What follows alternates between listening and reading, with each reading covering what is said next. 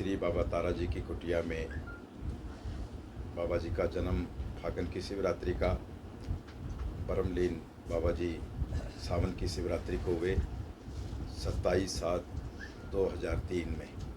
तारीखों के हिसाब से तो आज ही बाबा जी ब्रह्मलीन हुए, लेकिन उस दिन शिवरात्रि थी, तो बाबा जी का जो भी दोनों महोत्सव शिवरात्रि को मनाए जाते हैं और हज़ारों लोग यहाँ आकर आशीर्वाद लेते हैं, प्रसाद ग्रहण करते हैं।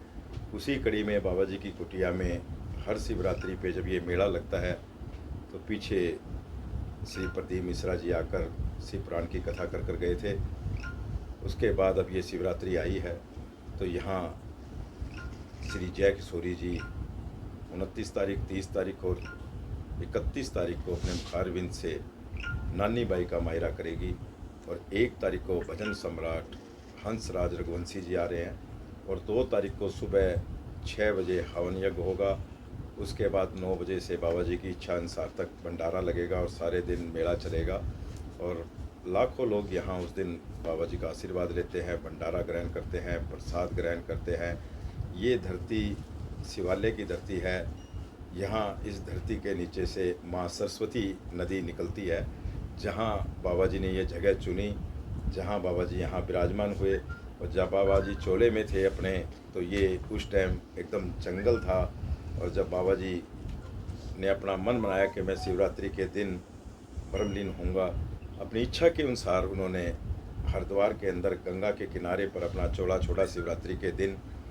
उस दिन के बाद यहाँ पहले ही बता के गए थे कि यहाँ कुटिया में एक शिवालय बनेगा, नंदी बनेगा, यहाँ पार्क बनेंगे, यहाँ पक्षी आकर कुछ ना कुछ खाएंगे और यहाँ लाखों लोग आएंगे। यहाँ पर खुले दर्शन होंगे, क्योंकि बाबा जी जब चोले में थे तो किसी को दर्शन नहीं देते थे। वो अपनी एकांत में अपनी शिव भोलेनाथ की तपस्या में लगे रहते थे। प्रदीप मिश्रा जी ने, वैसे तो इस धाम का नाम तारकेश्वर धाम रखा गया है, लेकिन जब प्रदीप मिश्रा जी आए थे तो उन्होंने बाबा जी की जब महिमा सुनी थी कि बाबा जी अपनी तपस्या में लीन रहते थे और अंदर से ही अपने दिव्य दृष्टि के रूप में जो यहाँ सेवक आते थे उनकी इच्छा को जानकर उनका जवाब देते थे, उनको बताते थे। तो यहाँ उन्होंने एकांतेश्वर महादेव का नाम रखा गया था उस टाइम यहाँ पर। तो बाबा जी की बड़ी महिमा है और अब की बार ये 29 तारीख, 30 तारीख और 31 तारीख को जय किशोरी जी आएंगी और एक भव्य मेला लगेगा बाबा जी की कुटिया में। क्या क्या कार्यक्रम आगे के रहने वाले हैं? देखिए, अभी इसके बाद ये तो शिवरात्रि के महोत्सव की तैयारियां हैं और बाबा जी के आशीर्वाद, सिरसा के जो परिवार हैं, आसपास के जो बाबा जी के भगत हैं, उन पर अपार कृपा रहती है। जैसे देश के प्रमुख प्रदीप मिश्रा जी आए थे, अब यहाँ धीरेन्द्र शास्त्री जी बागेश्वर धाम के अभी 13 सितंबर से लेकर 17 सितंबर तक यहाँ आ रहे हैं बाबा तारा कुटिया में और यहाँ पर 5 दिन की हनुमत कथा का पाठ करेंगे यहाँ पर। और उस टाइम लगता है कि लाखों की भीड़ यहाँ जुटेगी बाबा जी की कुटिया में। बाबा जी का बड़ा आशीर्वाद है और उसी आशीर्वाद से लोगों का यहाँ भला हो रहा है। लाखों श्रद्धालुओं के लिए लंगर की क्या पर व्यवस्था की गई? देखिए, श्री बाबा तारा चैरिटेबल ट्रस्ट बाबा जी की अपार कृपा है। यहाँ लंगर, भंडारे, रहने की सुविधा ये बाबा जी की कुटिया में की जाती है और यहीं रहते हैं। सबका भंडारा लगता है। लाखों लोग, चाहे कितने भी लोग आए, यहाँ सबको भंडारा मिलता है। सर, मायरा सुनने के लिए लोग बाहर से भी आते हैं, तो आने के लिए क्या कुछ व्यवस्था? देखिए, सबके लिए हमने, जहाँ भी अगर किसी की डिमांड आ रही है, कोई गाड़ी मांग रहा है हम उनको गाड़ी दे रहे हैं, कोई बस मांग रहा है उनको बस दे रहे हैं। और लोकल शहर में सभी जगह, हर वार्ड में हर जगह पे गाड़ियाँ लगेगी यहाँ तारा बाबा कुटिया में आने जाने के लिए। फ्री सर्विस, फ्री सेवा होती है बाबा जी की तरफ से। सर, कोई एडवांस में भी पास वगैरह देने की जरूरत है या नहीं, पास नहीं होते कि बाबा जी की कुटिया में कभी भी जो पहले आएगा वो पहले स्थान पाएगा। आप सभी यहाँ आएँ, अपने परिवार को लेकर आएँ और ये एक भव्य आशीर्वाद है बाबा जी को। इस आशीर्वाद को सभी को हमें ग्रहण करना चाहिए। सर, इसके साथ ही 1 और 2 तारीख को किस तरह के कार्यक्रम? 1 तारीख को तो भजन संध्या है, भजन सम्राट हंसराज रघुवंशी जी आ रहे हैं पहली बार सिरसा में। और 2 तारीख को सुबह 6 बजे हवन होगा और उसके बाद बाबा जी के आशीर्वाद से सारे दिन भंडारे लगेंगे। बाकी भव्य झांकियाँ, भव्य संगीत, ये सब चीज़ें चलती रहेगी।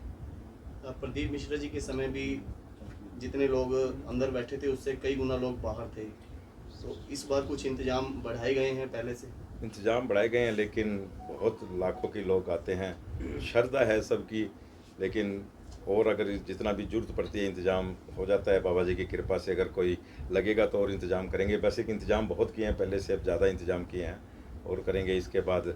क्योंकि प्रदीप मिश्रा जी ने जो प्रदीप मिश्रा जी के जो सेवक हैं, भगत हैं, वो बाबा जी के मुख से आवाज़ निकलती है भोलेनाथ की, वो उनको भोलेनाथ के रूप में पूजते हैं। तो वो कहते हैं भी मेरी कथा जो 5 कथा सुन लेता है तो उसका बेड़ा पार हो जाता है। तो लोग इसलिए उसकी भीड़ ज़्यादा रहती है कि उनको कथा सुनने के लिए जो 5 दिन पंडाल में, मतलब अलग अलग तरह के लोग जो जहाँ जहाँ रहते हैं उनको 5 कथाएं सुननी होती है। तो 5 कथा सुनने के लिए लोगों की ज़्यादा पार भीड़ रहती है। उनकी भी कथा अब अगली साल आ गई है, 15 फरवरी से लेकर 22 फरवरी तक वो भी आ रहे हैं। क्योंकि 5 कथा भाई गोपाल कांडा जी ने सिरसा के परिवार के लिए, उन्होंने भाई गोपाल कांडा जी कहा ये मेरा परिवार है सिरसा, और आपने कहा कि 5 कथा सुननी चाहिए पंडाल के नीचे जाकर। तो मेरे सिरसा का परिवार है जो कहीं नहीं जा सकता, या किसी की इच्छा चला जाता है लेकिन पूरा सिरसा नहीं जा सकता मेरा परिवार। तो आप 5 कथाएं यहाँ ही करें इसी पंडाल में, बाबा तारा कुटिया में। तो वो उन्होंने उस टाइम हाँ भर के गए, मैं 5 कथाएं बाबा जी को सुनाऊंगा और सिरसा के परिवार को सुनाऊंगा। तो वो भी आ रहे हैं अगली बार 15 फरवरी से लेकर 22 फरवरी तक। 5 कथाएं उन्होंने बोली है, 5 कथाएं वो अपने मुख से यहाँ इस पंडाल के नीचे करेंगे। विधायक जी कब बड़ा तक आ रहे कार्यक्रम हैं? है विधायक जी ऐसे में- आज के, कल हाँ जी? परसों ही आज के विधायक जी तो। ओके। गोविंद जी, बड़ा कार्यक्रम है, ऐसे में यातायात प्रभावित ना हो उसके लिए क्या रोड में देखिए प्रशासन को सूचना दे दी गई है, प्रशासन का भी साथ है। बाकी बाबा तारा कुटिया के जो सेवक अनन्य भगत हैं वो भी हर जगह विराजमान रहते हैं, अब सेवा देते हैं। चाहे ट्रैफिक की सेवा है, चाहे जूतों की सेवा है, चाहे लंगर भंडारे की सेवा है, या पंडाल की सेवा है, वो हज़ारों भगत बाबा जी के यहाँ बाबा जी की सेवा में हर टाइम समय विराजमान रहते हैं। तो वो भी लोग कंट्रोल करेंगे, सरकार भी, प्रशासन भी, सभी जगह से कंट्रोल किया जाएगा।